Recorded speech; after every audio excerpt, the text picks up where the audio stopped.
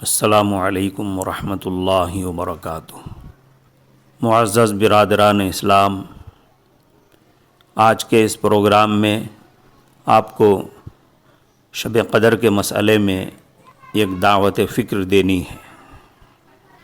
یہ جو ہمارے مسلم سماج میں رمضان کی صرف ایک مخصوص رات کو شب قدر مان کر دوسری راتوں کو نظر انداز کر دینے کا اور رمضان کی دوسری راتوں میں غفلت برتنے کا جو ماحول چل رہا تھا، اس کو دیکھتے ہوئے برس ہا برس سے سمجھایا جا رہا تھا کہ ایسا نہ کریں۔ صرف ایک خاص رات کو شب قدر سمجھ کر کچھ عبادت کر لینا اور آخری عشرے کی دوسری مقدس راتوں کو غفلت میں ضائع کر دینا بڑی محرومی کی بات ہے۔ حضرت نبی کریم صلی اللہ علیہ وسلم کے متعدد ارشادات کے مطابق شب قدر کو پورے عشرے میں تلاش کرنا چاہیے۔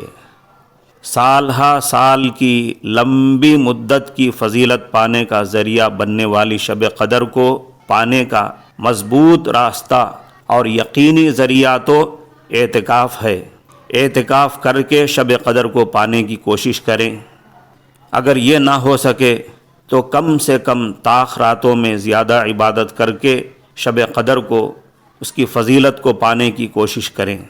جب چند سالوں سے یہ سمجھایا جانے لگا تو طاق راتوں کا سلسلہ شروع ہوا۔ الحمدللہ، شب قدر کی فضیلت کو پانے اور آخرت کا ذخیرہ بنانے کے فکر مند لوگ طاق راتوں میں شب بیداری کرنے لگے۔ مگر کیا بات ہے کہ طاق راتوں کا سلسلہ شروع ہو کر طاق راتوں میں شب بیداری کا اہتمام جاری ہونے کے باوجود خاص رات کو شب قدر ماننے منانے کا سلسلہ پھر بھی جاری ہے۔